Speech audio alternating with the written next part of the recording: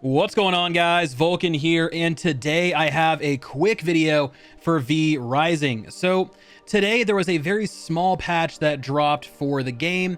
It fixes a lot of stuff, a lot of bug fixes, but then this is also a balancing patch. So we get to see a lot of buffs, a few nerfs to some abilities that I think you guys probably saw coming. But anyway, let's go ahead, let's read through this patch and let's figure out what exactly we're looking at and how this is going to change the landscape of V Rising. So you can see here, patch 0.5.42050. Let's go ahead and scroll down. So this patch has already been deployed. New features. Players can now dismantle floors and borders that are next to walls and pillars without having to dismantle any wall or pillar first. This is nice. This is one of those things that was kind of frustrating because you felt like you had to like deconstruct a bunch of stuff just to move some floors around. So I think that's a solid change. And then the other two things are localization. So localization has been added for Hungarian, Italian, Japanese, Korean, Polish, Russian, and Turkish. And then the localization for Portuguese, Brazil, French, German, simplified Chinese, and Spanish has been updated to be more accurate and up to date. So this is great. It means V Rising for more people across more languages. So love to see it. So in terms of bug fixes, I'm not going to go through all of these. Here you go. If there's one you're looking for in particular, check it out here. The link's in the description below if you want to kind of double check if there was a bug that was really kind of giving you some trouble. But anyway, some bug fixes. Let's get to the balance changes. So in terms of balance changes, we have a couple things. So first up, the Vermin Salve is no longer interrupted by damage during the cast time, which is nice.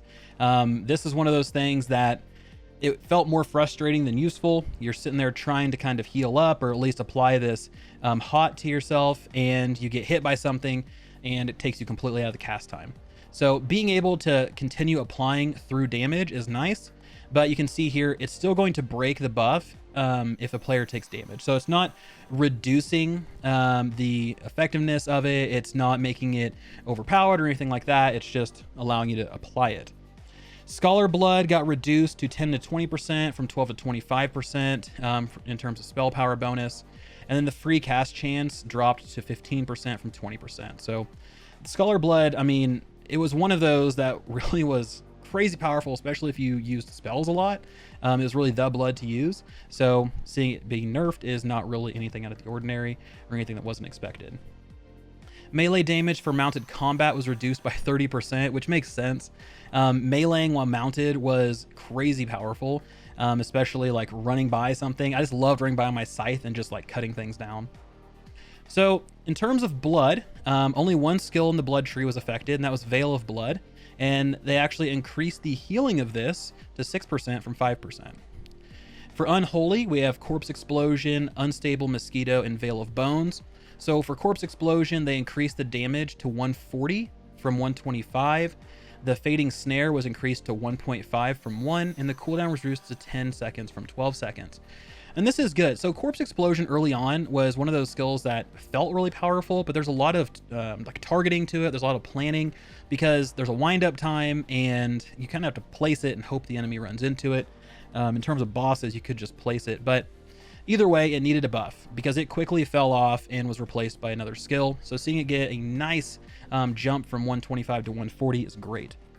In terms of Unstable Mosquito, kind of the same thing. This skill felt really useless. It wasn't really overly powerful. It wasn't powerful enough to replace something else on my toolbar. So seeing it get a buff is nice. We also have Veil of Bones. So the initial projectile damage was increased to 75% from 25%, which I love to see that. The max bounces was reduced to 3 from 4, which is okay. I would much rather have higher damage and less bounces. Each bounce now reduces the damage of the next bounce by 25%. So again, really just making these skills more competitive with one another.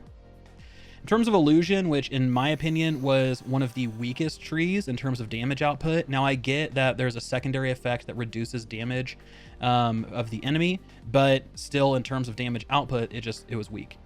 So Spectral Wolf and Mirror Strike were the two that were touched here. Spectral Wolf got its damage increased to 125 from 100, and the cooldown was increased to 8 seconds from 7 seconds.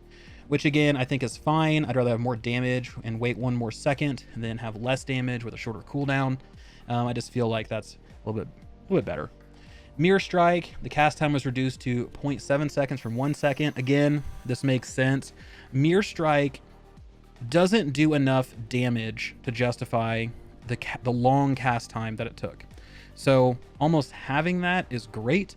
But I still think in terms of ultimates, this one kind of falls on the lower end of the spectrum. It's a really cool skill. I hope they do something different with it.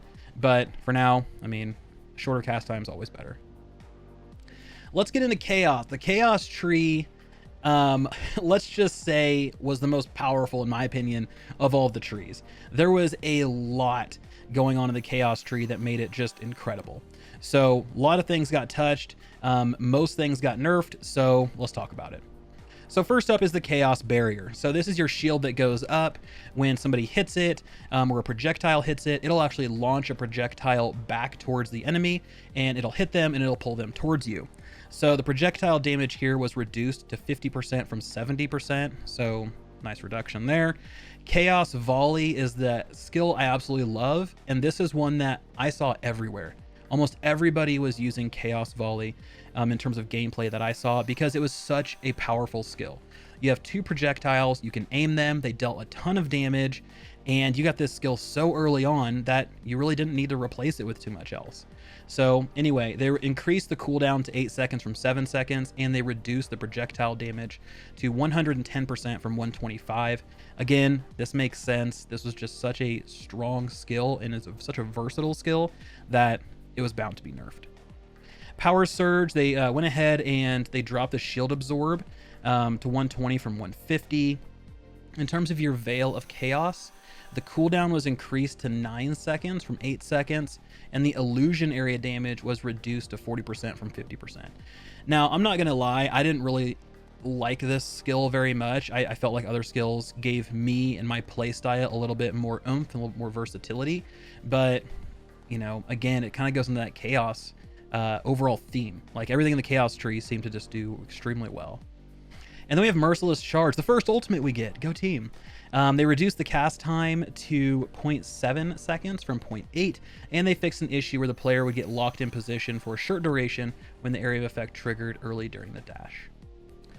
So let's go into the Frost tree. Now, while the Chaos tree is the most powerful in my opinion, or at least was, the Frost tree was one of the coolest. I really liked a lot of the skills and the skill design that happened to be in the Frost tree, but I felt like the damage just wasn't quite there.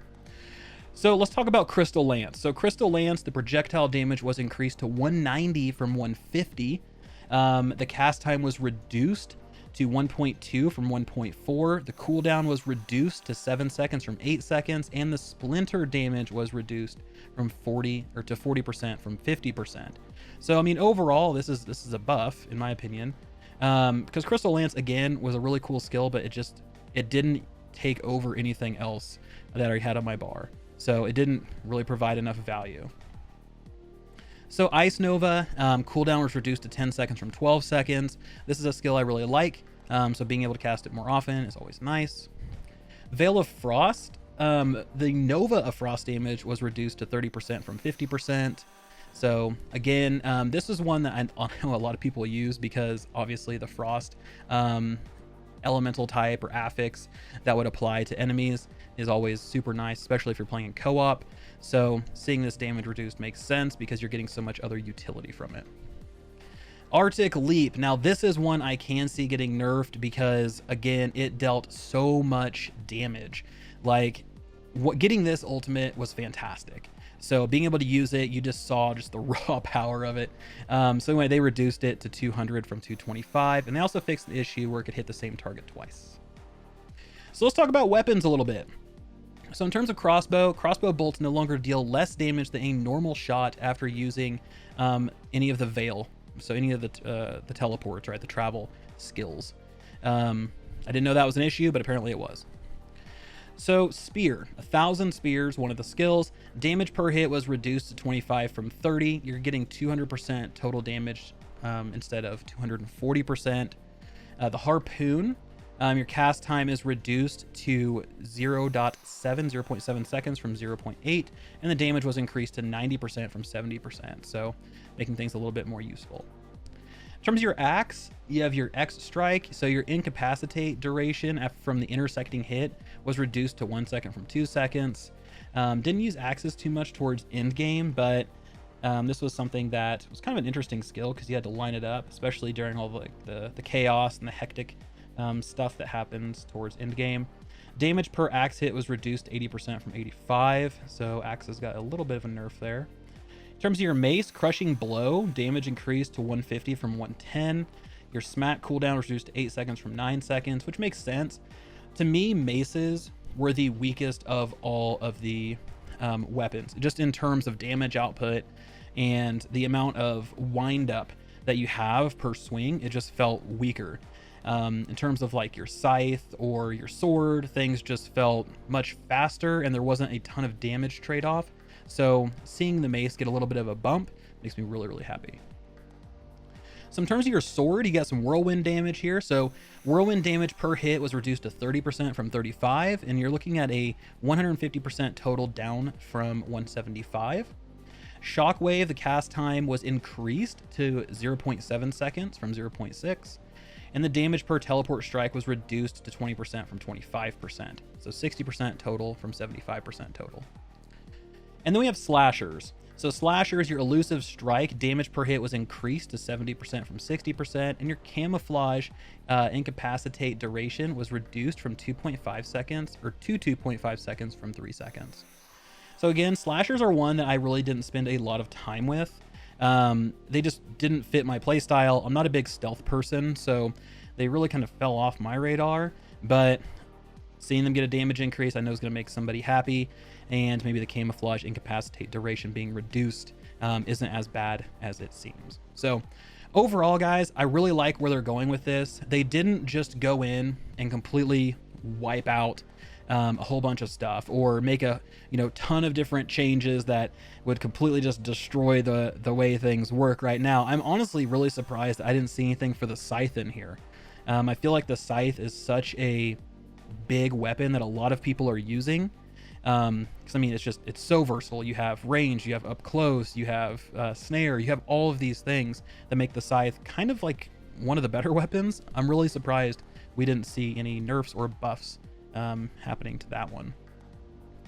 But overall, I think it's a solid patch. I'm curious to see how this stuff performs. I'm going to jump into the game probably a little bit later, either today or maybe into the weekend, to see how these things stack up. I'm working on a kind of skill ranking video right now, so this is going to change things up a little bit. So I'm glad I waited.